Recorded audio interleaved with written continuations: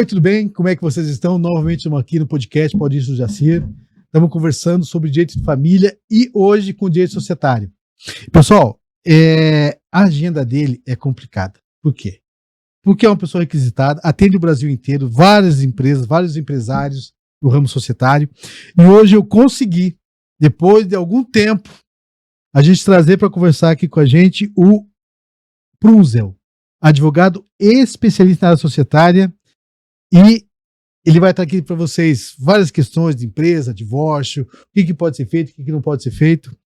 Prunzel, obrigado por estar aqui com a gente, obrigado por essa oportunidade de poder falar com você e poder conhecer um pouco mais do direito societário e divórcio e casamento, que sempre é complicado. Vamos lá, se apresenta aqui para o pessoal que ainda não te conhece, fala o que você faz, teu endereço, onde o pessoal te encontra.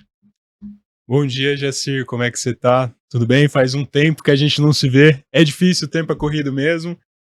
Jacir é tão ocupado quanto eu, mas finalmente a gente conseguiu se encontrar, então muito obrigado pelo convite. É sempre muito bom ter uma oportunidade de estar contigo, estar falando sobre o tema que é tão importante, um tema, né, casamento e sociedade, são as duas coisas que mais tem no Brasil, né?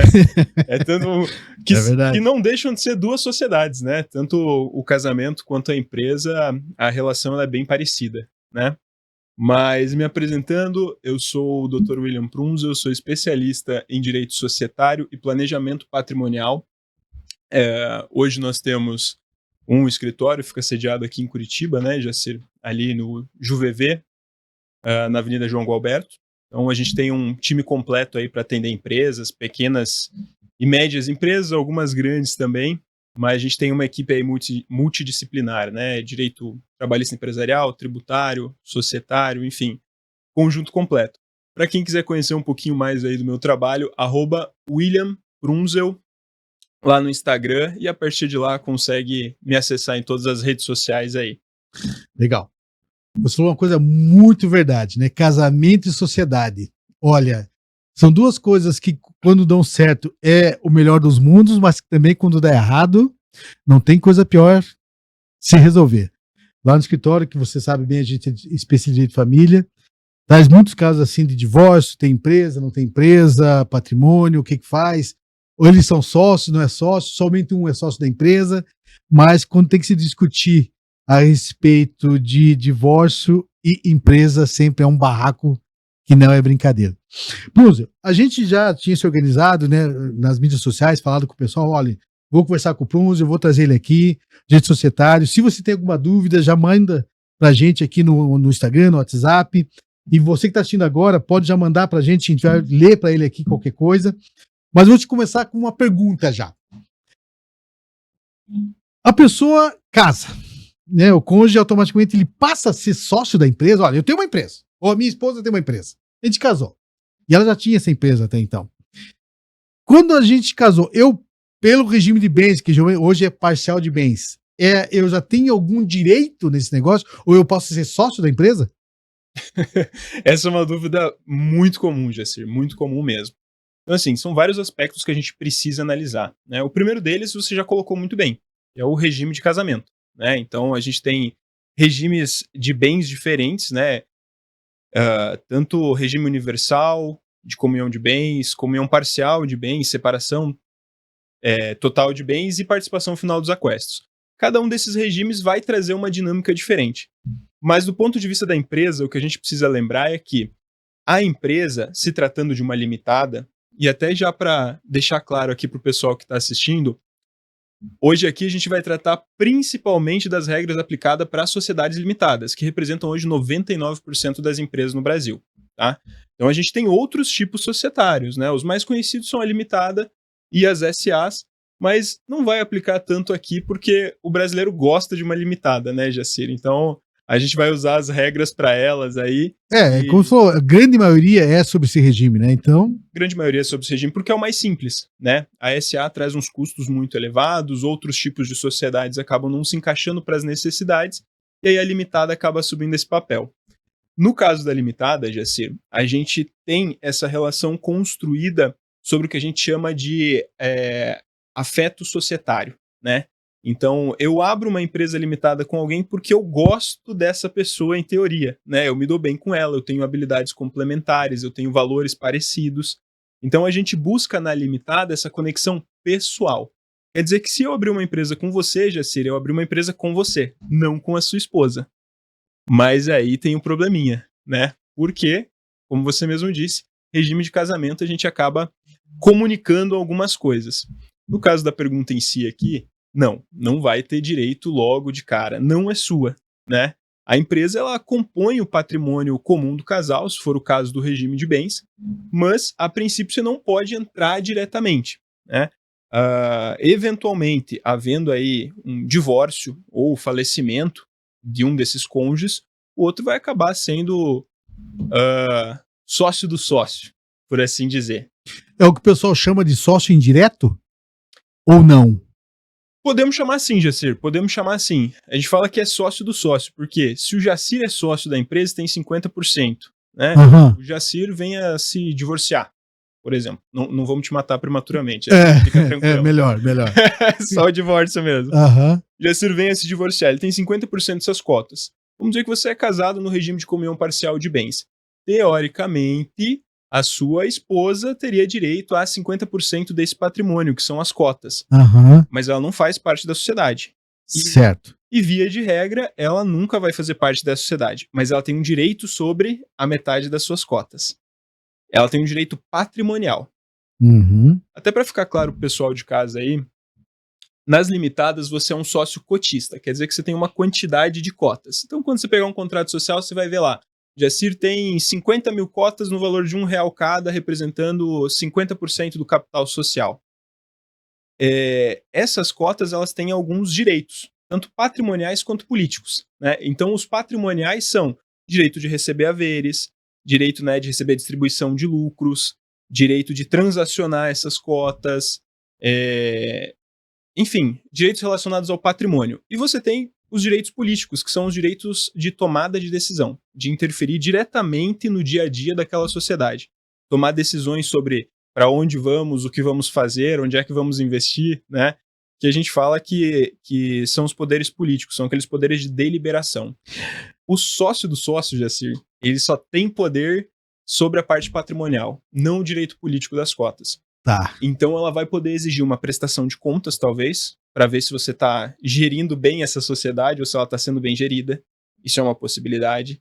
Ela vai poder liquidar as cotas dela. Então ela vai poder falar, eu quero a minha parte em dinheiro do que vale esse negócio.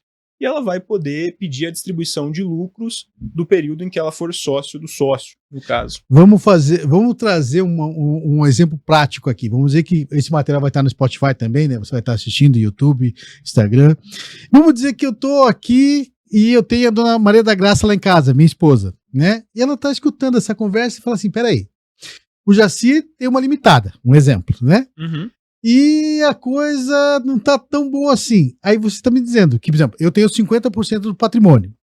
O meu sócio, 50%. Ela não vai, logicamente, gerir a empresa num divórcio. Mas ela vai dizer assim, por exemplo, quando eu montei a Jacir Carvalho Advocacia, se fosse o caso, hoje é uma empresa no pessoal, mas se fosse limitada, um exemplo, eu coloquei lá que o valor das minhas cotas no total seria R$10 mil, o meu seria 5 mil. Isso alguns anos atrás. E ela vai falar assim, Jacir, muito obrigado, mas eu acho que o nosso relacionamento acabou. E eu quero 50%, porque seria de direito, claro, do valor das cotas. Aí o que eu quero porque você vai parar o pessoal para escutar essa questão. Show. A dona Maria falou assim, tá, mas como assim eu tenho direito de 50%? Dos 5 mil, que era na época, ou eu tenho direito a cobrar alguma coisa do meu futuro ex-marido? Como é que funciona essa questão? Imagina que a minha esposa vai te contratar e falar, eu quero saber como é que eu arranco um dinheiro dele. Que ela tá com sangue nos olhos. Tá com sangue... Isso aí é o cenário mais comum, né, Jacir? Acabou o casamento, acabou o amor, fica só a questão do patrimônio, né? Aí é onde é que os problemas acontecem. Então vamos lá. A gente sempre tem que lembrar que o patrimônio são as cotas, não a empresa. O que eu quero dizer com isso? As cotas, elas definem a participação da sociedade, mas elas não são a sociedade, né? Então, capital social que tá lá, né, como você falou lá, for R$ 5.000. R$ 5.000, né? Das cotas declarado na época. Das cotas declaradas na época. O capital social, ele é uma proteção para o mercado, né, para dizer que assim, olha, essa empresa tem pelo menos esse valor no caixa e ela responde por esse tanto de dívidas. Se você der crédito a mais do que isso, o problema é seu, em teoria, né? Entendi. Então, é por isso que é uma responsabilidade limitada. No teu caso aqui, para advogado é um pouquinho diferente, então vamos entender que a tua empresa é limitada, tá? Certo. Porque aí é uma sociedade simples, você é um prestador de serviço, então é capital intelectual, tem uma série de outras questões que a gente precisaria considerar, tá? Mas, via de regra, aqui na limitada.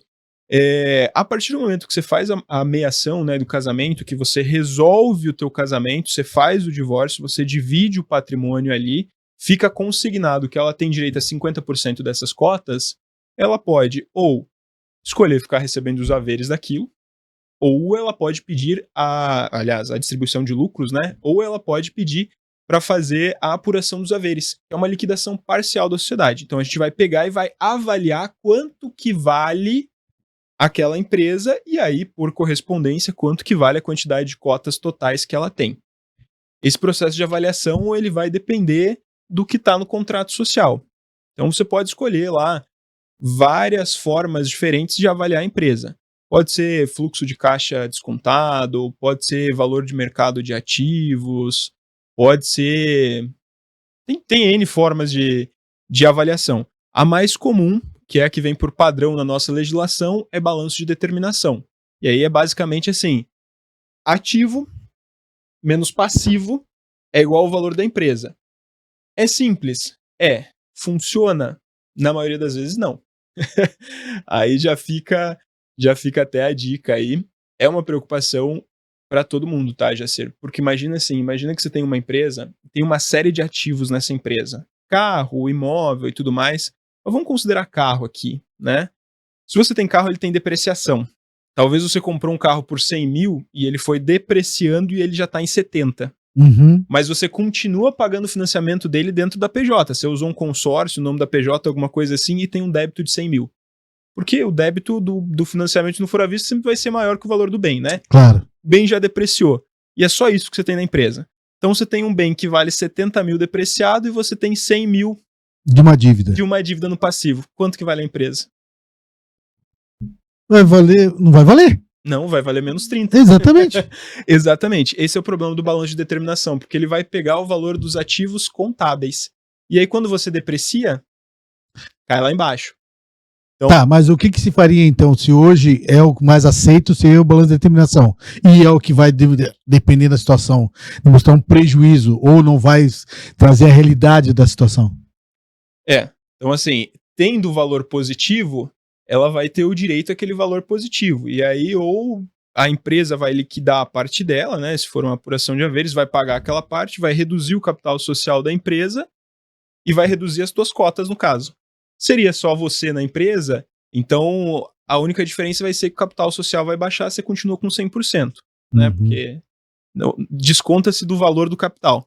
No caso de ser negativo, a gente tem que lembrar que o negativo é uma expectativa, né? Hoje a empresa vale isso, mas não dá o direito da empresa de cobrar da sua ex-mulher, então, aquele valor das cotas, né? Porque, tecnicamente, não é a sua ex-esposa que deve para a empresa. A empresa contraiu uma dívida com um terceiro. Exatamente. Então, pode ser que a dívida não esteja nem vencida ainda. Ela só existe, né? No caso do financiamento, você tem lá 100 parcela para frente, você pagou 2 já, a próxima vai vencer mês que vem, tá tudo certo. É um passivo, tá contabilizado como passivo, mas não quer dizer que a dívida já exista. Então, nesse caso, a dívida ela não vai ser repassada aí, não é como se a sua ex-esposa... Porque ela não é uma sócia da empresa, né? Ela não é sócia para assumir o risco da empresa ou o custo da empresa. Exatamente. Então, assim, enquanto a dívida está controlada dentro da empresa, e aí, de novo, retomando aqui, né? Empresa limitada. Se chama de limitada porque é de responsabilidade limitada e, via de regra, a responsabilidade é limitada ao valor que você colocou no negócio. Tem exceções? Tem. Trabalhista é uma exceção, garantia pessoal do sócio é uma exceção, danos ambientais são uma exceção, alguns casos de débitos tributários também são uma exceção, mas, via de regra, está limitado à responsabilidade do capital. Então, se o capital tiver integralizado, né? E aí, assim, quando você abre uma empresa, você fala no contrato social, vou colocar 50 mil reais nessa empresa. Quer dizer que você colocou? Não. Você ainda precisa colocar. Você precisa depositar lá. Pode ser em bens, pode ser um carro, pode ser um apartamento, pode ser dinheiro, pode ser criptomoeda, pode ser ativo financeiro, pode ser muita coisa. Mas enquanto você não transferir para a empresa esses ativos, ele é um capital subscrito. Uhum. E aí não tem responsabilidade limitada. Enquanto você não aportar lá, enquanto você não transferir o bem, você está respondendo no teu patrimônio pessoal. Aportou é o que a gente chama de integralizar. Colocar o dinheiro, o patrimônio em nome da empresa. Em nome da empresa. O capital integralizado é o capital que vai responder, não o sócio. Então, assim, se a empresa tem um capital integralizado, por que eu vou responsabilizar o sócio? Via de regra, eu não vou. Quem dirá o cônjuge dele? Mas aí a gente precisa ficar atento. Você tem um processo trabalhista na tua empresa, tá correndo lá, a empresa não tem nenhum patrimônio. Vai direcionar para você. Aí é uma dívida pessoal sua. Isso vai integrar a meação. A dívida da empresa que passou para você e por causa do regime de casamento atingiu a sua esposa. Tá, mas no caso ali que atingiu minha esposa, mas vamos dizer que eles têm o cara sofreu uma trabalhista, não pagou, e aí não integralizou na empresa, e isso dá o direito do advogado buscar o patrimônio pessoal do sócio ou do dono da empresa. No caso, que tinha um carro, vamos dar um exemplo assim, pessoal. E daí, olha, então o carro, a dívida é 100 mil, o carro vale 100 mil. Ele vai poder buscar dos dois, só do marido, da esposa, não só da parte dele, porque a parte dela não foi integrada, não era parte da empresa. Ele pode pedir 100 mil do total do carro ou 50 mil da parte dele, que seria uma comunhão parcial de bens, que hoje é a regra. Peraí, desculpa. Repete o início da pergunta, por favor. Então, assim, ó, vamos dizer que o seu Zé me processou. Tá?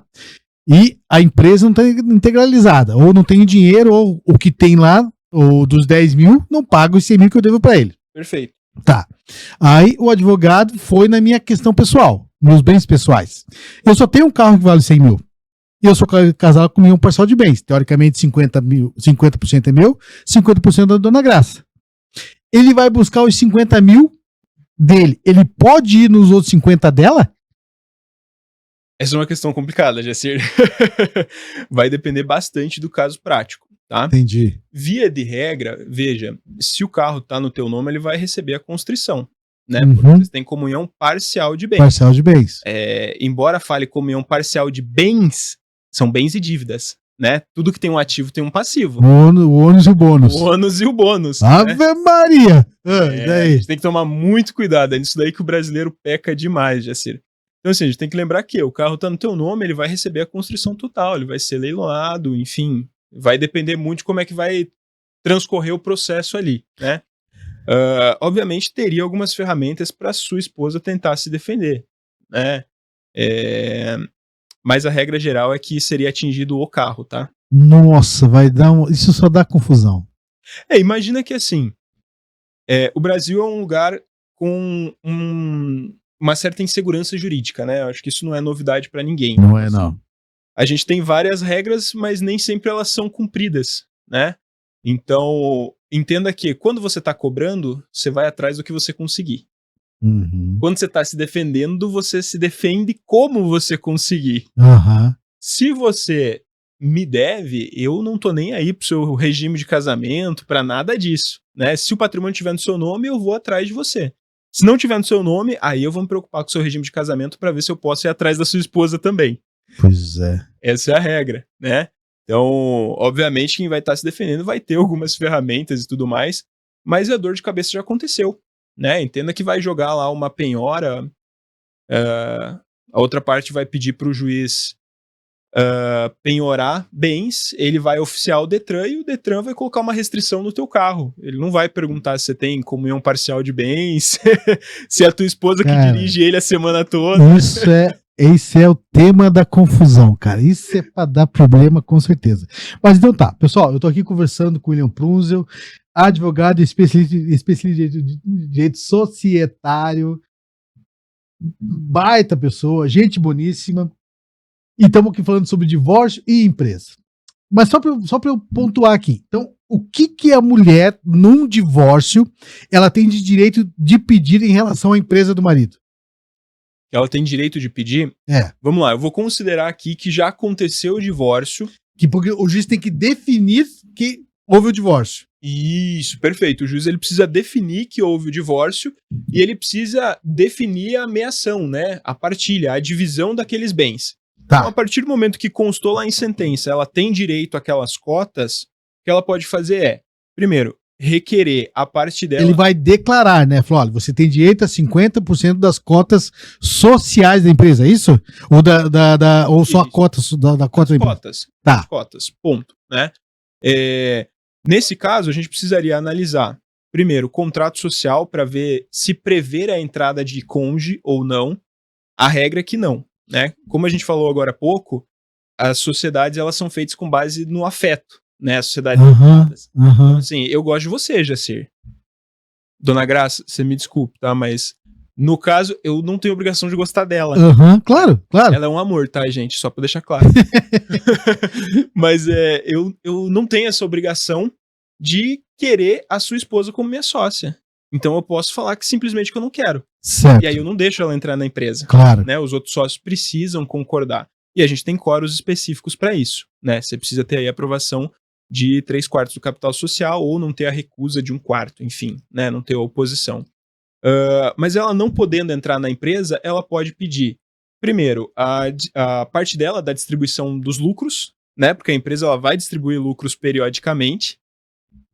Ou, o que é mais comum, é ela pedir a apuração dos haveres, né? Que é como a gente acabou de falar, né? Vai avaliar o quanto que vale as cotas e vai se pagar a parte dela daquelas cotas para ela não ter mais aquela propriedade. Entendi. Então a gente teria aí esses dois caminhos. Obviamente que isso abre um leque incrível de coisas no meio desse caminho, né? Porque aí você tem forma de avaliação, tem que ver se a avaliação vai ser positiva, se vai ser negativa. Aí você vai começar a discutir como é que isso vai ser pago. Então, erro muito comum dos brasileiros, tá, pessoal?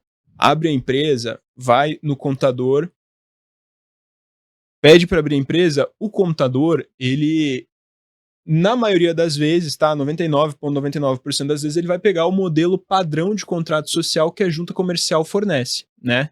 Empresas, para elas terem validade como empresas de responsabilidade limitada, elas precisam estar registradas na junta comercial, né? E a junta comercial ela tem um modelinho padrão para facilitar a vida de todo mundo. Aquele modelo tá errado? Não tá errado. Mas ele é o básico do básico. Ele basicamente traz lá, a gente tem 8 cláusulas específicas que precisam constar no contrato social para ele ser válido. Então, qualificação dos sócios, nome da empresa, sede, qual que vai ser o ramo de atividade, qual que é o capital social, quem que é administrador, como é que distribui lucros e foro. Basicamente é isso que precisa ter. Agora eu te pergunto, dentro desse básico, você acha que vai ter um cálculo para falar como que vai pagar essa pessoa que está saindo? Não vai ter. E aí a gente vai ter que recorrer à legislação. E na legislação o pagamento é em 90 dias. Cara, e você trazendo essa questão agora, eu tava lembrando uma situação, mas você trouxe o exemplo aqui que a esposa ou o marido, tanto faz, Sim. Ele não é sócio da empresa, ele vai discutir as cotas sociais da empresa. Mas deixa eu trazer um caso para você agora, para ver se consegue elucidar. No caso lá, eles montaram a empresa há muitos anos atrás e ela ficou com 10% e ele 90% da empresa. Que ele é a pessoa que geria todo o negócio. A empresa cresceu. Deu um arranca-rabo, certo? E ela ajudava na empresa, tá lá, deu um arranca-rabo. Aí o que acontece? Divórcio. Mas ela tem... E a empresa foi construída durante o casamento.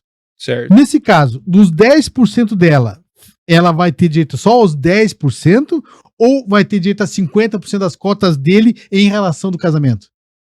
Tá. Entendeu a minha pergunta? Entendi a sua pergunta. A primeira coisa é, o regime de bens é uma via de mão dupla, né? Então assim, ok, no papel ela tem 10%, ele tem 90%, mas se eles têm como é um parcial de bens, a empresa foi constituída depois do casamento, cada um tem direito a 50% do outro, né? Então, você vai entrar lá, tem uma empresa, então 5% dos 10 dela ele tem direito e 45% dos 90% dele ela tem direito, então vai acabar equilibrando. Veja que situação interessante, né? Porque, pessoal, o direito societário, ele vai enquanto o casamento tá bem, vamos construir junto. Deu um problema? E daí? Né? Porque, como você falou, ela tem, por mais que ele tenha a grande porcentagem da empresa, ela tem, no caso aqui, 50% da cota dele em relação ao casamento, e ele também em relação ao casamento dela. Só que se deu um problema, aí que a coisa acontece. E isso é muito interessante, porque você falou assim que o brasileiro ele deixa tudo para depois, ou não se preocupa com os detalhes, que é o que entra para você gastar uma boa grana com um profissional igual o Prunzel. Por quê? Vamos casar. Pro pessoal, e assim, ó, eu digo pro direito de família, que é o que eu atendo. Estamos apaixonados, é meu bem. Brigamos, é meus bens. Não é verdade? Então, casamos é meu bem, divorciamos é meus bens. Não é verdade? Muito boa, muito não, boa. Ó, estamos apaixonados, meu bem. Couro comeu. Meus bens, né? A Vanessa ali do outro lado, né? Que ela é dona do podcast, sócia. Se cuide, Thiago, porque ela tá ali rindo, só aqui, ó. Mas isso é muito interessante. E vamos dizer agora que estamos com o empresário lá no carro dele, escutando no Spotify, no Pode Isso Jacir, nas mídias sociais do Prunzel, que é @William Prunzel, hein? Segue lá. Ó. E o cara tá escutando essa história. Se ele vai montar uma empresa, Prunzel, e ele falou, não, vou ligar pro Prunzel, porque eu tô sentindo que lá na frente eu posso tomar uma invertida. Qual seria, a princípio, o caminho? Tá. Além de te procurar. Perfeito. Deixa eu só fazer um adendo aqui para a pergunta anterior. Nesse caso aqui, que ela tem 10%, é um pouquinho diferente, tá? Nesse caso aqui, ela poderia brigar para compor no quadro societário 50-50, tá, Jacir? É? Porque, no caso aqui, ela já é sócia. Em teoria, tem o afeto societário. Talvez não seja o mais interessante ela brigar por isso, porque afinal de contas... Ela tá brigando. Ela tá brigando. Mas que não quer ficar naquela relação. Então assim, o conflito vai se estender para dentro da empresa e talvez acabe detonando com tudo. Então, talvez a opção mais inteligente para ela seja, de fato, sair. Mas aqui seria um dos casos que a gente teria a oportunidade de brigar para que ela apenas aumente o capital social dela dentro da empresa devido a essa ameação. Então... aí são pontos interessantes, tá? O direito societário, ele tem muita vírgula, Jacir. Muita vírgula. A gente gosta de brincar, né? Que no direito societário a gente pode tudo que a lei não proibir, né? Entendi. Então, assim, a gente tem, né, dentro da legislação de empresas, uma expressão muito bacana, que é vírgula salvo disposição em contrário. Esse vírgula salvo disposição em contrário, que vem em praticamente, sei lá, 80% da legislação de sociedade, ela possibilita que a gente use a criatividade, assim, o céu é o limite. Que se a lei não diz que não pode, tudo pode. Exatamente. Exatamente. E até mesmo quando ela já traz uma regra, se ela estiver constando ali, salvo disposição em contrária, eu posso criar no contrato social outra regra. Entendi. E essa regra vai valer sobre a lei. Então, por isso que é muito importante o planejamento. E aí, aqui entrando já na tua outra pergunta, o que ele tem que fazer? Planejar. Né? Planejar. Eu costumo brincar, assim, que o brasileiro, ele é, nesses aspectos, agente, né? Que é aquela coisa, né? Casa de ferreiro, espeta de pau também. Rapaz, né? Mas o brasileiro, ele é muito tupiniquim. Né? A gente tem essa mania de achar que sabe fazer as coisas, que sabe fazer do jeito certo e tem uma confiança tremenda de que aquilo vai acontecer do jeito que a gente imaginou. Né? Então, você entra no casamento, não, é o amor da minha vida, nós vamos morrer juntos lá, velhinho. 3 anos depois, tem uma medida protetiva, né? De tão feio que a situação ficou. Então, assim, o brasileiro, ele tem esse problema, assim, dessa expectativa exagerada, né? Essa certeza de que uma coisa vai sair do jeito que ele quer. E ele não se planeja. Né? E o planejamento aqui ele vai ser essencial, Jacir. Porque assim, você tem o planejamento dentro do casamento, que é a primeira coisa, né? Você sabe muito bem, um pacto antinupcial, escolher um bom regime de casamento, né? Então, por exemplo, uma orientação, dica, tá? O empresário que tá aí dentro do carro, no trânsito agora, tá ouvindo a gente. Dica, se você é empresário, se você ama a sua mulher, casa com separação total de bens. Pelo amor de Deus, a gente acabou... Ele vai arrumar uma confusão agora. Se o cara tava no noivado, tava ali e escutou uma dessa, rapaz, ele vai dizer assim, olha, escuta fulana, não podemos mais casar pelo regime que escolheu. Por quê? Porque o Punzel, especialista em direito societário, me deu uma dica. E porque eu te amo, é que eu decidi isso. Pode mostrar pra mulher aí, ou pro esposo, né? A gente costuma falar mulher porque... Tanto o Jacir quanto eu aqui, né? Então a gente tem esse costume de falar, mas mulher, o esposo, convivente, tá? Se estende à união estável, enfim. Pode mostrar pra ela, pra ele esse vídeo e falar assim, ó, o advogado especialista nisso falou, casa com separação total de bens se você ama o seu cônjuge.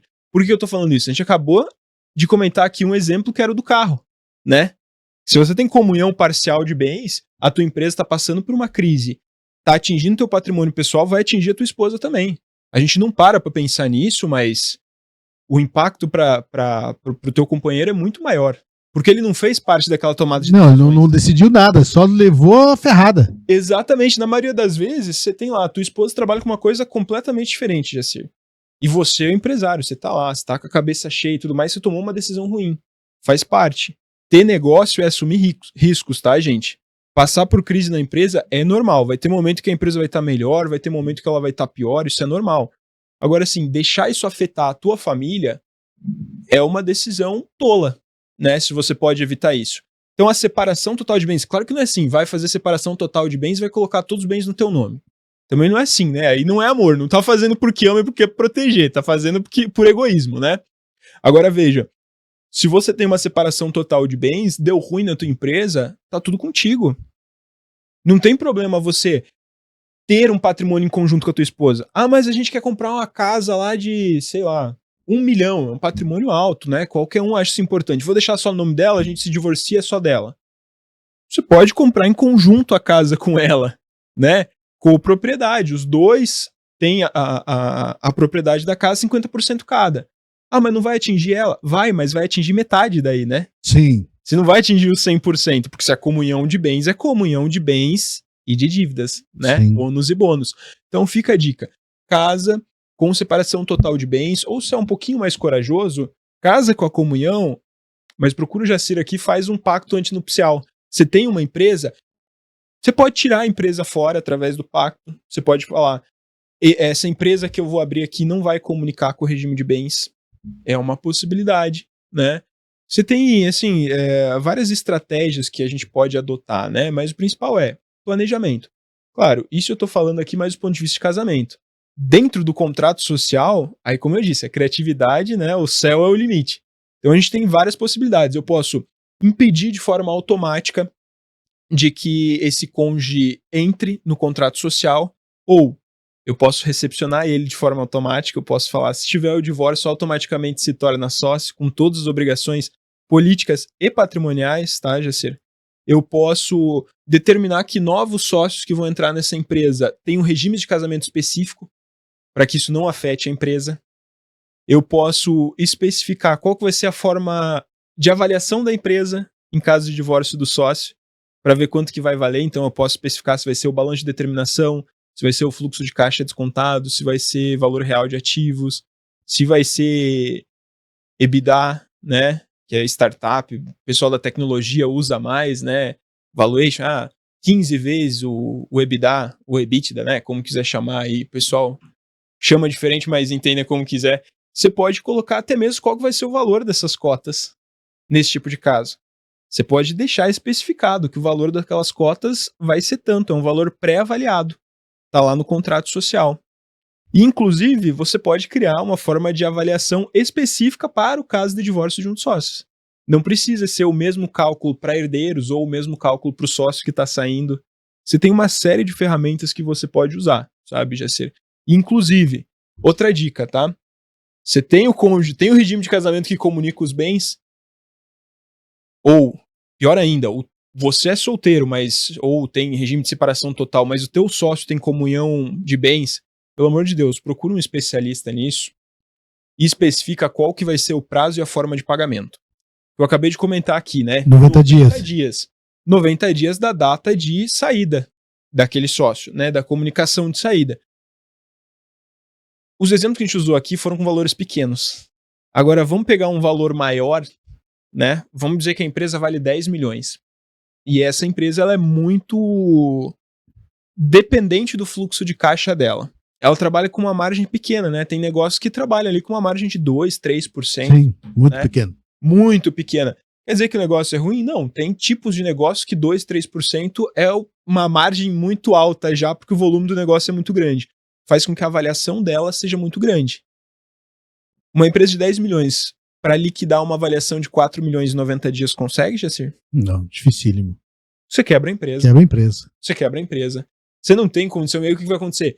Vai virar um processo judicial, vai virar penhora, vai bloquear a conta da empresa, vai pegar ativo para penhorar, para levantar o capital. Quando bem é penhorado dessa forma, vai para leilão. Então você já começa ali perdendo 30% do valor daquilo. Basicamente a mesma coisa que matar o negócio. Então por que não planejar antes e pensar assim, se por um acaso houver o caso de um divórcio ou da saída de um sócio, eu tenho um prazo de 12, 24, 36, 48 meses para pagar em parcelas mensais de tanto, com atualização monetária, ou com juros, ou com os dois, enfim, tudo é negociável, né? Ou principalmente, eu posso escalonar, se for uma liquidação de até 1 milhão, são no máximo 10 parcelas. Se for de 2 a 3 milhões, pode ser até 24 parcelas. E tudo isso você tem que estar no contrato social ou existe algum outro documento além do contrato social para fazer isso? Vamos lá. Via de regra, contrato social, né? Tá. Tem alguns acertos, algumas questões que a gente diz que não é interessante estar no contrato social, porque o contrato social é um documento público, tá? Se você quiser saber Sim. como é que é o contrato social de alguma empresa, você pode entrar no site da Junta Comercial aí do Estado. Tem algumas que você precisa pagar uma taxinha, né? Mas algumas outras, como por exemplo a de São Paulo, você entra lá no site, tendo o CNPJ, você consegue baixar todos os documentos societários daquela empresa, tá? Inclusive, se você estiver contratando ou se você estiver sendo contratado por ela e quiser saber como é que é a composição dela, né? Se ela vai garantir que consegue te pagar e tudo mais, por precaução você pode entrar lá e pegar esses documentos. Então, o contrato social é um documento público, né, Jacir? Todo mundo tem acesso. E ele serve exatamente para isso. Uhum. Porque ele é uma proteção para você de que os terceiros sabem daquela informação. Agora, tem coisas que a gente não quer que os terceiros saibam, né? Então, assim, por exemplo, se eu tenho um cálculo específico para a questão de divórcio, ou se eu tenho uma regra que, por exemplo, impede a admissão de novos sócios que tenham um regime de bens que comunica, eu não quero que isso esteja no contrato social.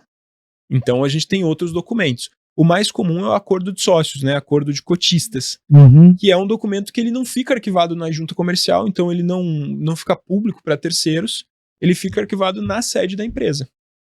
Pode parecer um pouco estranho, tá? Para quem está assistindo aí, eu vou impedir um sócio. Por que eu vou impedir um sócio com um regime de bens que comunica de entrar na empresa? Tem alguns tipos de negócio que isso é muito relevante, tá?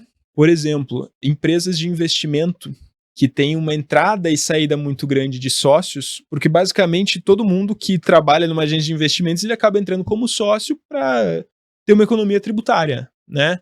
E você tem muita alteração de contrato social. E em alguns tipos de negócio, como é o caso desse, na maioria das vezes você vai precisar da anuência do cônjuge para você poder fazer a alteração do contrato social, porque tem a comunicação do patrimônio. Então não é interessante que se tenha sócios com esse regime de bens. Entendi. Porque assim, imagina, onde você levou tua mulher para jantar, Jacir? Você foi comer uma massa, uma carne, você tomou um bom vinho, vocês conversaram, vocês riram, você dormiu que nem um anjo. Você acordou hoje, então o café da manhã tava bonitinho lá na mesa, ela acordou antes que você e falou, não, meu marido merece um café da manhã aqui. Hoje ele merece, ontem não, hoje ele merece. Ela tá te amando, você fala, amor, eu preciso ser assim aqui. Claro, amor, que hora você quer que eu vá lá? Agora imagina assim, Jacir, você perdeu o horário ontem. Você saiu pra jantar com um cliente, a tua mulher fez o teu jantar, porque ela não sabia, você esqueceu de avisar. E você chegou em casa 00:30, Jacir. Ela já tava dormindo e teu prato tava parado em cima da mesa, ó. Como é que você acha que ela vai acordar, Jacir? Aí você chega assim, amor, hoje é o prazo final pra assinar esse documento aqui da empresa, eu preciso que você assine. Mas, Prunzel, cara, eu já atendi um caso parecido, não nessa forma, Mas olha o que aconteceu. Ele, uma empresa limitada, ela 50%, ele 50%. Ele era o comercial da empresa. Presta atenção nessa parte aqui, tá, né? Nessa parte aqui, tá? 50% é um grande problema. Nós já vamos falar melhor disso, tá, Jacir? Ele era tinha 50% da empresa e ele fazia parte comercial, venda, negociação, fechamento e tal. E ela era o financeiro. Uhum. Apareceu alguém no meio da conversa. Uma affaire dele. E esta amante, num belo dia, fez questão de que ela soubesse. Ele me procurou para conversar. Certo. Já estavam dormindo em quartos separados.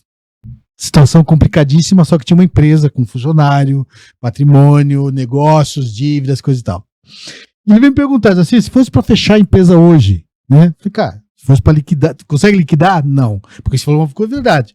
A empresa ela tem um faturamento, mas o que ela tem de dívida para frente não paga a empresa hoje. A empresa não vai zerar. Exato. Então, eu não posso fechar a empresa. Ok, a minha mulher não olha na minha cara e ela é o financeiro da empresa. Quer dizer, eu preciso dela e ela precisa de mim para tocar o negócio.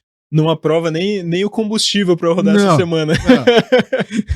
Aí o que aconteceu? Ele falou assim, se fosse para ele, eu falei, cara, não tem como. Você consegue? Não consigo. Aí, só no divórcio, patrimônio pessoal, vocês têm tantos milhões. Como é que vai fazer? Se fosse questão da empresa, ainda pior ainda. Eu falei, olha, bote por baixo aí uns 10 milhões. Ele falou, o quê? 10 milhões? Vou dar uma chance pro amor. Vou pedir perdão, vou me jogar no pé dela e não sei o que, não sei o que. Só que assim, é muito claro, e eles continuaram no casamento, né?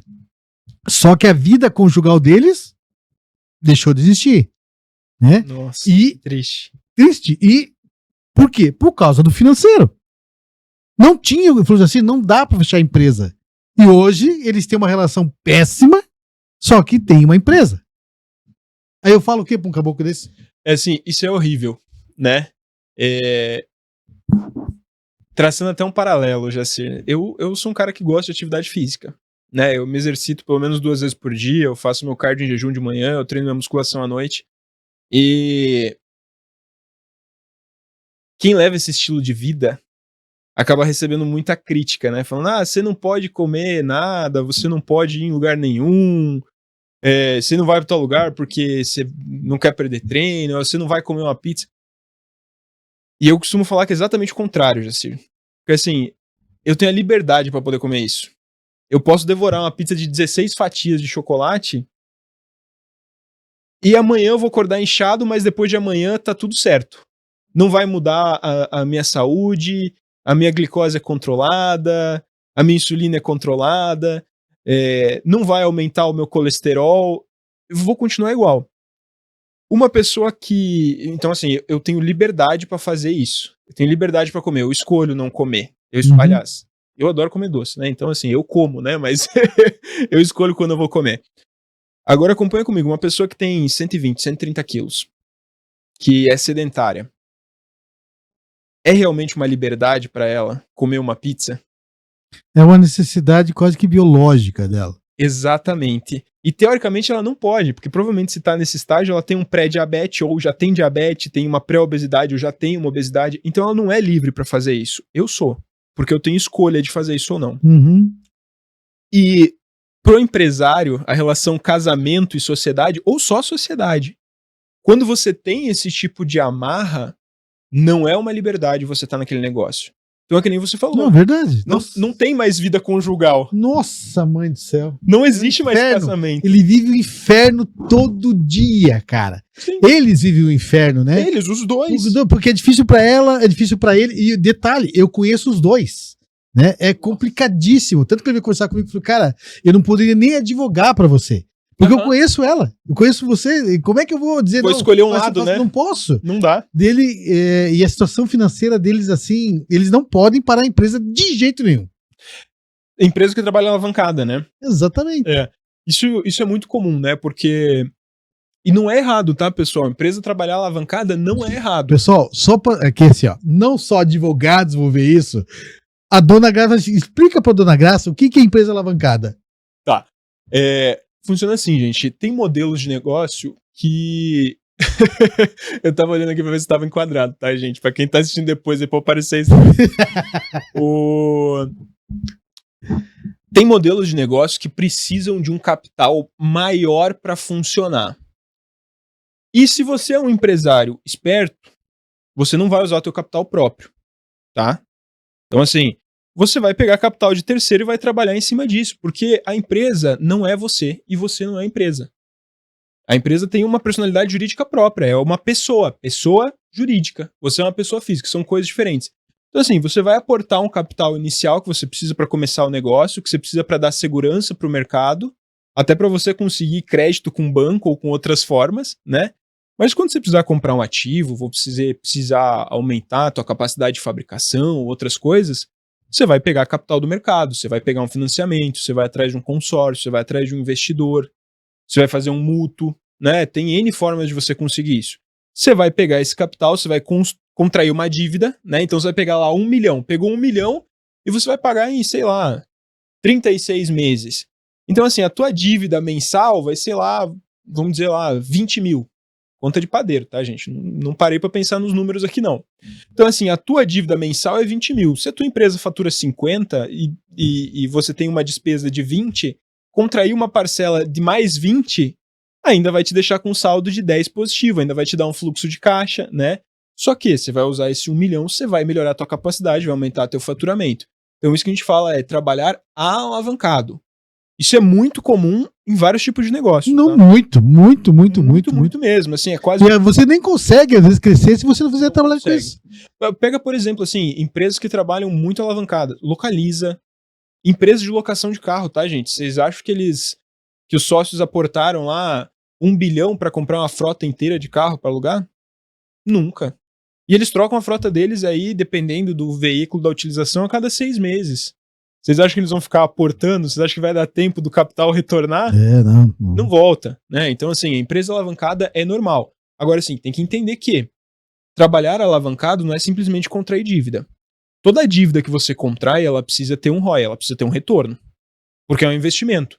Você pegou lá 500 mil, que no final vai te custar 800, tem que te dar um retorno de capacidade de pagamento desses 800 e ainda maior. Né? Porque você não vai crescer para ficar no 0 a 0. Sim. Porque aí você só aumentou o teu risco. Né? Uhum. Você tem uma empresa ali que roda faturando 100 mil por mês, você tem um risco de 100 mil. Você é um empresário que tem a capacidade de gerir um negócio de 100 mil. Você não vai pegar 1 milhão emprestado tendo um negócio de 100 mil se não for para ele faturar muito mais do que 100 mil. Né? Então, precisa estar atrelado a um retorno. Né? Pegar capital só por pegar, para comprar um carro para os Não. Jamais, gente, por favor, não façam isso, tá? Mas tem gente que faz. Tem gente que faz. É muito comum, inclusive, tá? É assim, é aquilo que eu digo. Não recomendo, mas é graças a isso que o meu filho estuda em colégio particular, né? Então, vocês têm que saber onde é que vocês querem gastar. Vocês querem gastar em planejamento ou vocês querem gastar consertando depois? É tão interessante, pessoal, porque eu, o Prunzel, nós trabalhamos em lados opostos. Ele trabalha para a pessoa não bater no meu escritório. E eu trabalho que depois que não foi falar com ele, vai conversar comigo. Não é verdade? Vai conversar com o Jacir. E aí depois vou mencionar também, porque é um ciclo, né? É interessantíssimo o que você colocou. Cara, muito bom. Pessoal, estou aqui conversando com o William Prunzel, advogado e especialista em direito societário, pessoa boníssima. E estamos aqui tratando de divórcio, empresa, o que acontece, o que não acontece. Prunzel, para quem não te conhece, onde que eles te acham? Pessoal, para quem não me conhece, @William Prunzel, tá? William, o original americano, tá? 2 L's e M de mais no final. Prunzel com P de pato, R de raposa e Z de zebra no final.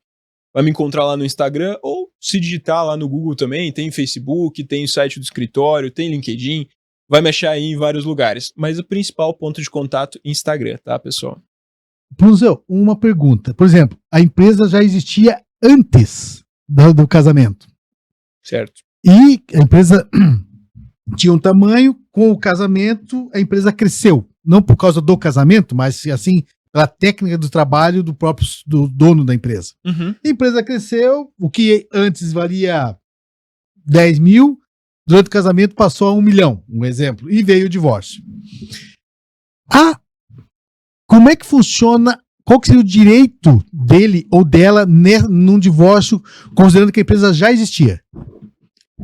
Tá, vamos lá. Sim, a empresa já existia, regime de comunhão parcial de bens, e tecnicamente vai comunicar só o que tiver depois da constância do casamento, né?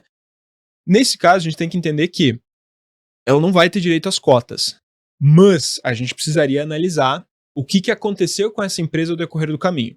Então, por exemplo, se você pegou lucros acumulados e aproveitou para aumentar o capital social, então você tinha lá 100 mil de capital social, agora tem 1 milhão, a empresa cresceu, valorizou através desses lucros e, teoricamente, esforço conjunto do casal, porque aconteceu na constância do casamento.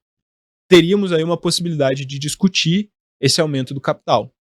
Ou reinvestimentos de lucros, ou o que foi feito com os lucros da empresa, né? Foi usado para comprar uma casa. A casa vai entrar aí, né? Ou a empresa, no decorrer desse tempo, teve lucro suficiente, é uma administradora de bens imóveis, né? De salas comerciais, de casa e tudo mais. Aumentou esse patrimônio, foi devido ao esforço conjunto do casal, né? Ah, mas ela era dona de casa. Ela deu o apoio necessário para ele poder trabalhar e ter esse crescimento. Sim, e sem a tua dúvida. área, sem sombra de dúvida, você sabe muito melhor do que eu sobre isso. Então, assim, tem que analisar a questão patrimonial. Não tem uma receitinha de bolo, tá, Jacir? Não tem uma receitinha de bolo. Do societário, como eu disse, como a criatividade é infinita, a criatividade do empresário também, né? Tanto para acertar quanto errar. É aquela frase que falou, vírgula, salvo disposição em contrário. Disposição em contrário. Salvo disposição em contrário. Mas então é possível ter ali uma questão de haver uma partilha a respeito do crescimento da empresa durante essa relação. É possível, exatamente, é possível. Tá. Vai depender aí de como é que foi a história do casal. Luzeu, vamos dizer que alguém está olhando, vendo o podcast, conhecendo um pouco mais sobre o seu direito. Que conselho você daria para uma pessoa que está prestes a casar e já é sócio de uma empresa? Tá. Primeira coisa, vamos seguir aí, tá, pessoal? Acordo pré-nupcial. Primeira coisa, vai casar, acordo pré-nupcial. E vocês precisam entender que o acordo pré-nupcial não quer dizer que você não ama a sua esposa, que você não quer casar com ela. É aquilo que eu falei antes. O regime de bens é uma escolha muito importante. Da mesma forma que você escolhe o local que você vai comprar a tua casa, porque o local é melhor ou pior em determinados aspectos, vai valorizar ou não. É uma decisão financeira, gente. Não tem a ver com sentimento, tá? Como eu disse, mesmo que seja separação total de bens, você pode comprar bens em conjunto com a pessoa. Vamos comprar um apartamento? Compra no nome dos dois, não tem problema. Mas precisa ter essa preocupação, não só para proteger o próprio patrimônio, mas também para proteger a pessoa que você ama, gente. Imagine que, assim, muitas vezes o empresário ele tá acostumado, né, Jacir, a levar pancada, a ter o oficial de justiça batendo na porta, a ter lá o credor ligando e falando, você tá me devendo, eu quero que você me pague. Você, conforme o negócio vai crescendo, você vai construindo essa fibra, né, essa fibra moral, você vai se tornando uma pessoa que é capaz de suportar isso. Agora imagina assim, você tem lá a tua esposa, né, a esposa de Jacir é assistente social, né, ela é uma pessoa muito mais emocional, né, é uma pessoa que tem uma assistente social, né, ela tem a preocupação máxima com o social, o trabalho dela é se preocupar com as pessoas. Isso. Você acha que a tua esposa teria condições psicológicas até de enfrentar uma crise na empresa? De forma alguma. De enfrentar uma falência? De forma alguma. Eu até imagino que não, porque você me perguntou aqui. Explica pra dona Graça o que é uma empresa alavancada, né? Uhum. Então, assim, não vai ter a condição psicológica. E, sendo bem sincero, eu não gostaria que a minha mulher passasse por uma situação dessas. De alguém ligando, cobrando, de ter bens retirados. Né? Imagina, tá rodando com o carro, parou numa blitz, tem uma restrição no carro, ela fica a pé na rua. Nossa, minha vida ia virar um inferno. Vocês já imaginaram isso? Tem lá uma penhora, muitas vezes você nem sabe, tá? Tem uma dívida, você não foi notificado ou foi notificado, você não foi atrás do processo, tem uma penhora no teu carro, quem usa o carro é sua esposa. Parou numa blitz, tem aqui uma restrição, vai pro pátio aqui porque tá penhorado. Você já imaginou a reação da tua esposa? Já imaginou o impacto disso no teu casamento? Gente, assim, o conflito do casamento vai pra empresa. Nossa, mãe. Da mesma forma como se você tem um dia cheio, você tá com a cabeça cheia, você chega em casa meio estressado, às vezes você acaba falando um pouco mais ríspido, você acaba perdendo um pouquinho a linha, O contrário é a mesma coisa. Sim. Teu casamento tá ruim, teu negócio vai estar um inferno. Sim. Isso é super normal. Então, assim, gente, se planejem por amor, tá? Se você ama a tua esposa, ama o teu companheiro, tua companheira, se planeje por amor. Então, o pacto nupcial aqui, o pacto pré-nupcial, é muito importante. E aí também, tá? Cartório é feito para formalizar atos. Eles não fazem esse tipo de planejamento. Então, o regime de bens precisa que tenha pacto antinupcial. Eles vão te entregar um modelo padrão. É a mesma história que eu falei do modelinho da junta. Tá certo? Cumpre os requisitos legais? Cumpre. Tá lá, né? Bonitinho. Não quer dizer que vai servir para você. Então, planejamento não é isso, tá? Planejamento é você pensar o que você quer pro teu futuro, pensar quem você é agora, o que você tem agora, o que você quer construir, como você quer estar daqui a 5, 10, 15 anos. É isso que você pensa. E aí, claro, né? Resolveu a parte do pré-nupcial ali, aí a gente vai entrar na empresa, né, Jacir? Aí, contrato social, sinceramente, gente, hoje o empresário, que é empresário de verdade, não tem mais a possibilidade de não ter um planejamento societário, e o empreendedor que quer se tornar um empresário, já fica a dica, tá? Profissionaliza. Isso faz parte de profissionalizar. Eu costumo brincar, né? O empreendedor é um empresário não profissional. Né? Sim, sim. Ele tá arriscando. E você pode arriscar em qualquer lugar. A partir do momento que você ficou profissional naquilo, você é um empresário. Teu jogo muda. Sim. Então, assim, ter um contrato social, um planejamento societário, não é mais um luxo. É uma necessidade. Sim, perfeito, concordo plenamente. O contrato social é uma necessidade, que nem eu falei. O que acontece se eu tiver que pagar 5 milhões em 90 dias? Gente, ninguém tem 5 milhões em uma empresa em que 50% do capital é 5 milhões, não tem liquidez para pagar isso em 90 dias. Não tem. Quebrou a empresa. Quebrou, acabou. Você passou a vida inteira construindo o teu negócio, 20 anos na empresa. Gente, você sabe, Jacir. A gente advoga tem o quê? 10 anos? Eu tenho escritório faz 10 anos. É o meu projeto de vida. Tem outros projetos, obviamente, mas é o meu sonho, né? Uhum. Então, assim, 10 anos, de repente, não é o nosso caso, porque a sociedade é diferente aqui, é uma sociedade de serviço, né? Então, capital intelectual. Mas vamos dizer que fosse uma sociedade normal. Imagina destruir isso tudo da noite pro dia. Sim, sim. Porque precisa pagar a parte da outra pessoa. O que acontece muito no divórcio, quando você envolve empresa, digo agora da minha área, que quando acontece isso é muito comum quando o réu, ex-marido, ex-esposa, né, que tem a empresa ou administra a empresa, ele vem para conversar. Olha, vamos fazer um acordo, né? Bom. Não deixa a coisa caminhar, não, vamos levar é muito comum isso acontecer, do pessoal buscar um acordo para indenização, valores, né, e pensão, etc e tal, divisão do patrimônio ali, para que acabe ali, porque nenhum empresário quer levar isso para frente. Inclusive, é verdade. Esse é um ponto, o que o Jacir trouxe aqui é um ponto extremamente importante no Brasil, gente. Eu sei que é estranho o advogado falar isso, mas processo não é bom, tá? Processo não é bom, gente. Principalmente no Brasil. Eu fiz uma pesquisa há uns 10, 12 anos atrás sobre a quantidade de processos, sobre a sobrecarga do nosso poder judiciário.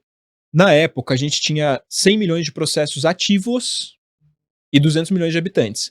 Quer dizer que cada pessoa, independente da idade, se é um recém-nascido, se é um idoso de 90 anos, se é alguém que está em coma no hospital, a cada 2 pessoas existe um processo.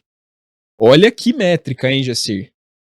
E aqui no Paraná em específico, a gente está gravando aqui em Curitiba, né, Jacir? Uhum. A sede principal do meu escritório fica aqui também, do Jacir também. Aqui em Curitiba a gente tem uma média de 6 mil processos por juiz de primeira instância.